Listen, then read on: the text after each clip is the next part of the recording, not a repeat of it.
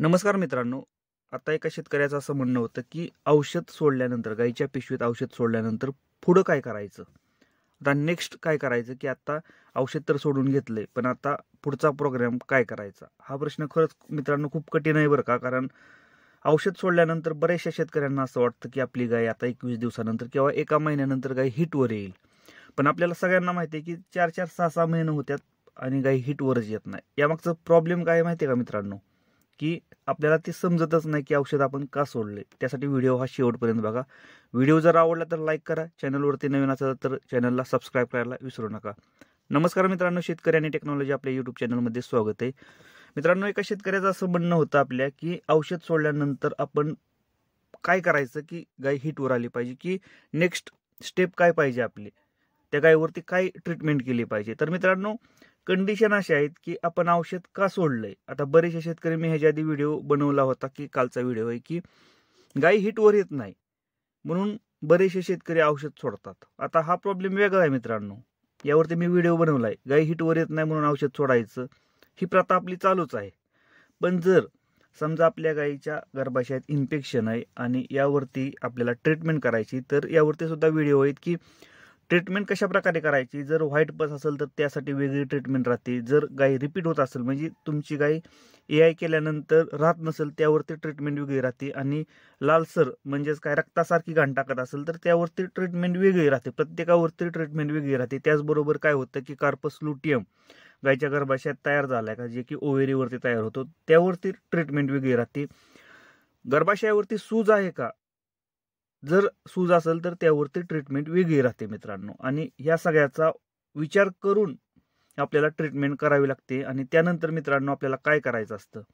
समजा तुम्ही औषध सोडले आणि औषधाचा रिझल्ट कसा बघायचा, की साधारणतः 4 दिवस 5 दिवस गाय कंटिन्यू घाण टाकते औषध सोडल्यानंतर, आणि ह्या घाणीचं प्रमाण कमी कमी होत जातं आणि सोट हे चांगला यायला लागतो. म्हणजे पाणी आहे ना सोटचं, हे काचेसारखं यायला लागतं. साधारणतः एक 5-6 दिवसानंतर काचेसारखं पाणी यायलाच पाहिजे गायच्या पिशवीतून, तर आपली गाय व्यवस्थित झाली किंवा आपल्या गायचे गर्भाशय व्यवस्थित व्हायला किंवा व्यवस्थित रिकव्हरी व्हायला चालू झालंय असं समजायचं मित्रांनो. पण 8 दिवस झालं, 10 दिवस झालं, सेम कलरचा जर पस पडत असेल, म्हणजे व्हाईट कलरचा पस पडत असेल किंवा लालसर कलरचा जर पस पडत असेल ना मित्रांनो, तर लक्षात ठेवायचं की गायीच्या गर्भाशयावरचं इन्फेक्शन हे रिकव्हरी झालं नाही औषधामुळे. आपल्याला परत ट्रीटमेंट करायची गरज आहे. मित्रांनो, एक गोष्ट लक्षात ठेवायची की ट्रीटमेंट करताना मी आता सांगितलंय की जर गायीच्या गर्भाशयावरती जर कार्पस लुटियम CL तयार झाला असेल तर ट्रीटमेंट ही वेगळी राहते. त्यासाठी आपल्याला वेटमीट वापरावं लागतं. गायीच्या गर्भाशयावरती सूज असेल, आणि बऱ्याचशा टायमिंगला काय होतं की आपण फक्त गर्भाशय साफ करून घेतो. गर्भाशय साफ केल्यानंतर फक्त गर्भाशय साफ होतं, गर्भाशयावरची सूज कमी होत नाही. आणि आत्ता माझ्या गोट्यामध्ये एक प्रॉब्लेम झाला होता की गर्भाशयावरती सूज होते आणि आपण गर्भाशय साफ करून घेतलं, तर मित्रांनो की त्या सूजमुळं, जे की गायीच्या गर्भाशयावरती सूज होती, त्यामुळे ते इन्फेक्शन कमी होत नव्हतं. त्यासाठी आपल्याला ट्रीटमेंट करावी लागली. अँटीबायोटिक आपल्याला इंजेक्शन वापरावी लागली बाहेरून, जे की आपण मारले. आणि सूजवरती आपण मेग्लोडाइन दिलं होतं, अँटीबायोटिक एन्ड्रो दिलं होतं. ही अशी ट्रीटमेंट केली आणि एका दिवसात रिझल्ट भेटला. म्हणजे गायीनं दुसऱ्या दिवशीपासून घाण टाकायची बंद झाली. यावरती सुद्धा मी व्हिडिओ बनवला होता की ट्रीटमेंट कशा प्रकारे केली आपण. आणि मित्रांनो, ह्या गोष्टी खरंच महत्त्वाच्या असतात. आता महत्त्वाचं काय आहे की आपण इन्फेक्शन झालंय, क्लिअर झालंय असं समजू. आणि बरेचसे शेतकरी काय करतात की औषध सोडलं, विषय संपला, आपली गाय 21 दिवसानंतर किंवा 1 महिन्यात हिटवर येईल, असं नाही मित्रांनो. त्यासाठी आपल्याला मिनरल मिक्सचर पावडर असू द्या, खुराक असू द्या, याचं योग्य प्रमाणात देणं गरजेचं आहे. त्याचबरोबर कॅल्शियमची, फॉस्फरसची कमतरता आहे का, फॉस्फरसचे इंजेक्शन तर खूप महत्त्वाचे आहेत मित्रांनो, जोपर्यंत आपली गाय हिटवर येत नाही तोपर्यंत. कारण फॉस्फरस शिवाय आपली गाय हिटवर येऊ शकत नाही. त्यासाठी आपल्याला टोनोफॉस्फेनचा वापर करायचा आहे 10 ml पर्यंत. इंट्रामस्क्युलर दिलं तर एकदम बेस्ट आहे मित्रांनो. साधारणतः 2 ते 3 दिवस कंटिन्यू याचा वापर करायचा आहे. वेटेड विटॅमिन, आता इथं आपण विटॅमिनवरती एक सेपरेट व्हिडिओ बनवला होता की विटॅमिनचं महत्त्व काय आहे दूध व्यवसायात.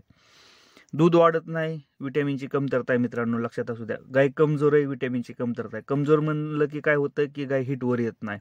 गायची सायकल स्टार्ट करण्यासाठी विटॅमिनची गरज असते. आणि आजकाल विटॅमिनची कमतरता ही सगळ्यांनाच माहिती आहे की आपल्याला आपल्या म्हणजे माणसांना सुद्धा व्हिटॅमिनची कमतरता आहे आणि आता जनावरांमध्ये सुद्धा हा प्रॉब्लेम यायला लागला आहे.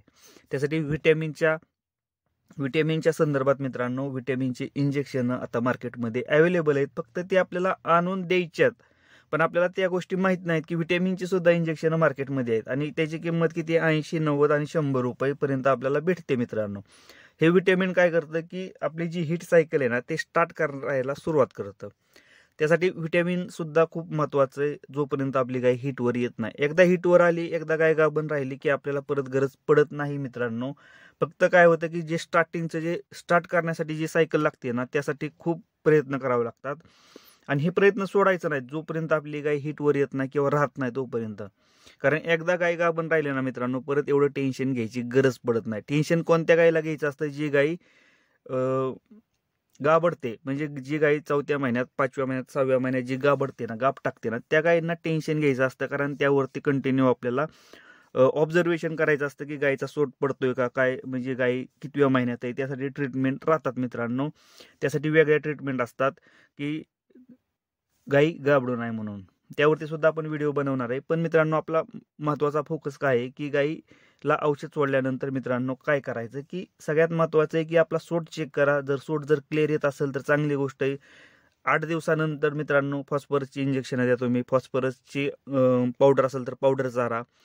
त्याचबरोबर व्हिटॅमिनचे इंजेक्शन असतात जे की वेटेड आहे आणि बरेचसे कंपनी बनवतात ज्यामध्ये व्हिटॅमिन ए असेल, D3, E आणि मल्टीव्हिटॅमिनचे सुद्धा इंजेक्शन आहेत. त्याचा सुद्धा वापर केला तर चांगली गोष्ट आहे.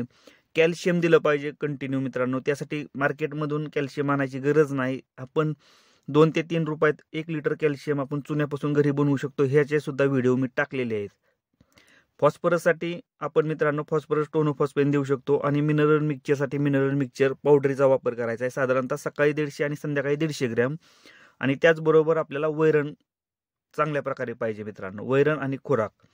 डिवर्मिंग सगळ्यात महत्त्वाचं आहे की आपण गायला ज्या दिवशी औषध सोडाल किंवा औषध सोडल्यानंतर डिवर्मिंग त्याच्या आधी केलं तर चांगली गोष्ट आहे मित्रांनो. कारण डिवर्मिंगमुळे सुद्धा गाय हीटवर येत नाही. त्या आपल्याला कंटिन्यू हे डिवर्मिंग केलंच पाहिजे गायचं. कारण बऱ्याचशा टायमिंगला डिवर्मिंगमुळे सुद्धा गाय हीटवर येत नाही. त्या मित्रांनो 2-3 प्रोसेस आहेत त्या जर आपण फॉलो केल्या ह्या मी जे सांगितल्यात त्या, तर आपली गाय 100% 21 दिवसात नाही पण मित्रांनो तुम्हाला गॅरंटी देऊन सांगतो की 1 ते 1.5 महिन्यामध्ये आपली गाय 100% हीटवर येणार आहे. कारण आपल्या गायीची जी पिशवीचं जी रिकव्हरी आहे ना त्याला टायमिंग द्यावा लागतो मित्रांनो. टायमिंग देत चला की लगेच्या लगे तुम्ही असं नाही की आज पिशवी तुम्ही साफ केली म्हणजे तुमची गाय 21 दिवसात किंवा 15 दिवसात हीटवर येईल. एखादी गाय हीटवर येते पण मित्रांनो सगळ्या गायी अशा हीटवर येत नाही. त्यासाठी टायमिंग द्या, व्यवस्थितपणे त्यांना प्रोसेस करा किंवा व्यवस्थित ट्रीटमेंट करा मित्रांनो. 100% आपली गाय 1 ते 1.5 महिन्यात आपली गाय हीटवर येणार आहे. व्हिडिओ जर आवडला तर लाईक करा. चॅनलवरती नवीन असेल तर चॅनलला सबस्क्राईब करायला विसरू नका. धन्यवाद.